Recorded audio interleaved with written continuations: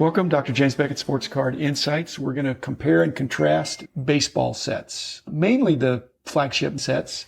We're not necessarily going to throw either one of them under the bus. Each one has something to recommend it, but we're going to just talk about what we like about those and maybe pick a preference. But thanks, sponsors: Beckett Media, Beckett Grading, Beckett Authentication, ComC.com, Burbank Sports Cards, Mike Stadium Sports Cards, Heritage Auctions, Huggins Scott Auctions, and Topps, Panini, and Upper Deck. Each one of those, Rich, probably could be their own episode, but I've got an angle here. I think most people would pick the 75 set as a better set over 74, but I wouldn't be so dismissive of 74. 74 has strengths that 75 doesn't have. It has all the variations. If you really do a master set of 74, you can struggle to find all the cards. It's got the Washington National Leaguers. It's got the 599 where all the other, Apodaca, unlike the other, Apodaca? No, that's 608. Oh, 608. 599 is Dave Frizzlebean, where interestingly, the Washington variety is much more common than either the San Diego varieties, where you have one in small print and one in large print. Right. And then you have 654 Jesus Alou with the no outfield on the front. So you have varieties, and if you consider the team checklist part of the set, you have them. Speaking about stuff you don't really need to delve into, but they either have one or two asterisks on the back. So the complexity of 74 is more than what is originally thought, because it's a pretty easy set to get in a non-master sense. It's a very easy set because there are still factory sets out there, because they did factory sets for JCPenney in 74. I keep thinking that was Sears. It was JCPenney. But it was a catalog item. But it was a catalog item. So there were occasionally you do see a factory set. So they exist in factory set form. Not a lot, but they're there.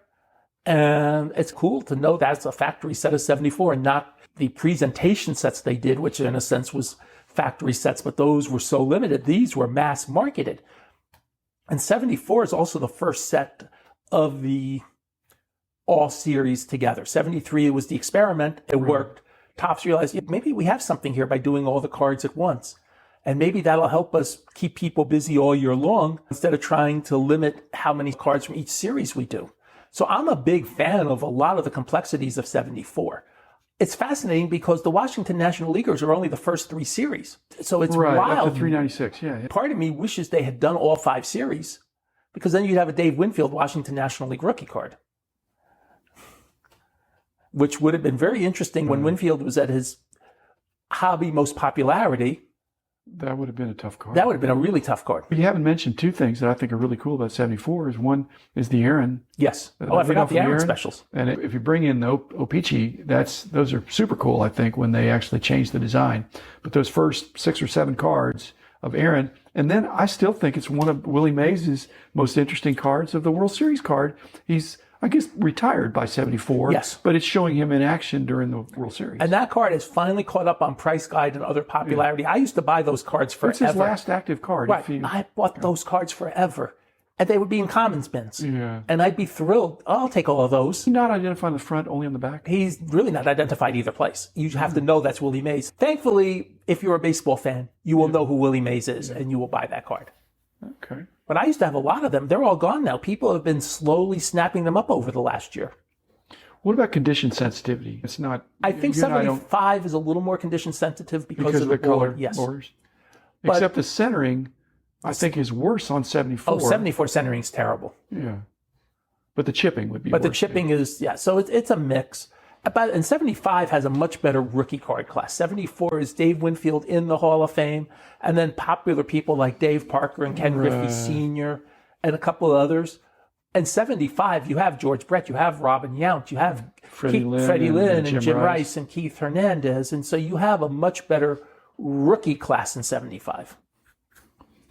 So are we saying there are no rookie combos, 4-buys, in 74 that none of them made it? None of them are in Hall of Fame. You have some better players, but you're going to have no Hall of Famers in the 74. That's hard to whiff on that, isn't it? Maybe they just weren't there. They whiffed again in 76. Well, your best players are Ron Guidry and Willie Randolph. Yeah. So it depends who the rookies are and how they're perceived going into. I don't think it's a whiff as much as which players played how much, because in a way, George Brett should have been on a 74 card. Yeah.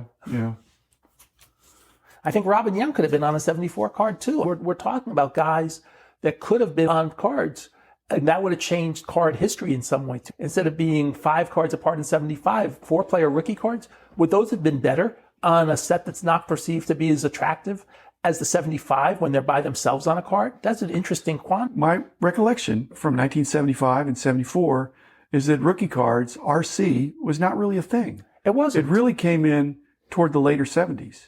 In 75, I don't think Topps was holding anybody back, or I just don't think it was an issue.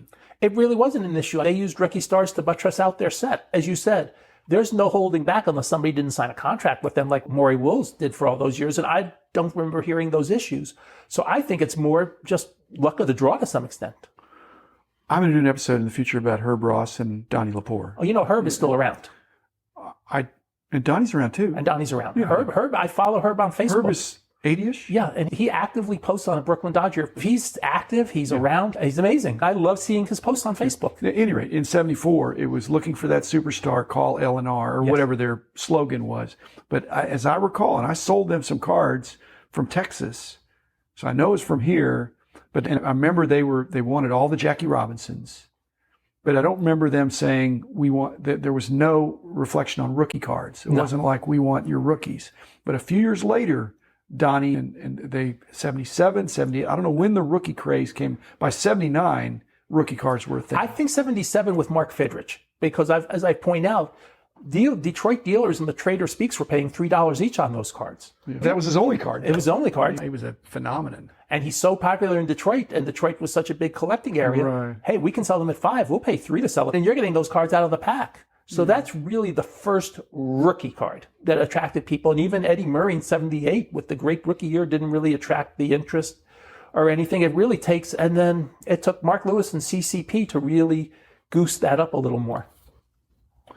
CPU originally. CPU, here I'm thinking of Richie Schwartz. Yeah. Okay. So then 75, they had the minis. Yes, they did. And that was a test issue, but it wasn't that limited of a test. It was only limited geographically. There were lots of cases in those limited geography. And Charles Conlon, who's no longer with us, who covered all the Michigan ones. He built a heck of a collection based on, and I think Rob Lifson sold like 25 cases or something when he passed, that Conlon was still holding on to them to keep working on getting the next thing for his collection. He built an amazing collection. He built an amazing collection. Without spending a lot of money. With the currency of 75 minis. And he probably, you would think that he released them too early, except when you realize he got a set of Glendale meats out of it and other things that are very difficult. And heads ups, the original Gowdy heads ups, and a lot of stuff like that. And he always had an eye for the really tough stuff. So 75 minis put him on the map. He'd never say how many. If he had 25 cases left, I guess I'm not surprised, but he always acted like, I don't know, this is maybe my last case here. It was the last case until the next one. Until he brought another one out. And I don't know how he got them originally, but he was pretty shrewd. He was a very careful trader, and he didn't do anything capriciously. He was very studied. He'd work the deal and think about it. And he didn't do anything rash, I don't think. Well, 74 has some really tough test issues. They have the stamps. They have the decal edges. Right. There's some really tough stuff in 74. I think more tough things in 74 than in 75. So, good point. Why would that be? Maybe Topps was still trying to find their way. Remember, that's about it for their really tough test issues, too, 74. So maybe they realized after how much money they made in 74, hey, why are we doing all of this? Why don't we just stay with... It's a lot of work. It's a lot of work. Why don't we just stay with a base product that sells and... Especially with the JCPenney demonstration that there's some untapped demand out there. Even though it took many years again... We do other channels of distribution. Even though it took until 81 for them to do any sort of retail sets again like that. But it was still, we know we can do the retail market. We know printing all the cards at the same time makes sense. We know all this. The OPC prints later, but they're paying us. Interestingly, 73 through 76 are complete sets of OPC, but 77 is no longer. We've talked about that, but it was interesting. 74 and 5, and yet 74 OPC is much tougher than 75 OPC. So I'm assuming if somebody walked up to me and says, I've got a 74 set and a 75 set, I'd like to give you one of those, but not both. I'd say, I'll just take the newer one. Thank you. I'll just take the 75 set. I'm assuming you would too, unless it's a master set. If it's a master set, I would take the 74 because just with all the variations and it's cool to look through. But in terms of making money, you're better off with the rookie cards in 75 and there's more demand for the sets. So yes, if it's just the base 660 cards, I'll take 75. But if it's got some of the weirder things involved, 74 is competitive more than people realize. Yeah, but 75 Topps Minis or 75 O-Pee-Chee baseball complete? 75 minis have more, I think, of a cache than the OPGs. And yet OPGs are easier to store. The minis you have to be a little more careful of, just because they're actually too small. Do we think there are more 75 minis than there are 75 O-Pee-Chees? I've seen more 75 minis than OPGs, but I on the think other there hand, are. we're not in Canada. We're not in Canada, yeah. In Canada, I don't. I've been to Canada. But So have I. I really think that may be the case. I think you're right. And again, people, instead of thinking, what are the values now? What are the values of cards going to be in 5 years? 5 years from now, supply is going to be no more than it is now, unless stuff comes out of the woodwork. But at this point, you'd think supply is pretty constant. Demand, though, could be different. You could have some increased interest in the minis or the Washington National Leagues or the O-Pee-Chee 74s or 75s. If there are not as many of those. There were collector dealers back in the day. They worked with a guy named Bob Tryon's his name. Tryon, yeah. And the last three cards, I'm convinced, in the Washington National Leaguers, 309, I think 364 and 389. Morales, Dave Roberts, I'm trying to remember who the third guy is, Cito Gaston. Yeah. I think they are the toughest ones. But the ones they always needed to complete their sets of Washington was Randy Jones, which was a rookie card too. Well, he was What card MVP. number 173? He had an MVP. He was a Cy Young winner in Or Cy 76. Young, yeah, Cy Young. And that was always the one they needed to complete the set. But remember, you got Willie McCovey in there too. They have a future Hall of Famer who was known at the time as a future Hall of Famer. Right. But the one they needed always was Randy Jones. That was always the one they were short of. So I'm wondering, was that just a weird quirk, or were they trying to put away Randy Jones' Washington National League rookie cards?